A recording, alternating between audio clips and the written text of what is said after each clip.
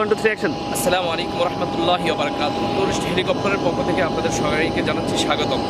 সম্মানিত ভিউয়ার্স, আপনারা যারা আমাদের ভিডিওটা দেখছেন আপনারা জানেন টুরিস্ট হেলিকপ্টার আপনার সর্বোচ্চ সেবা দিয়ে এবং কম রেটে আপনাদেরকে সেবা দিচ্ছে।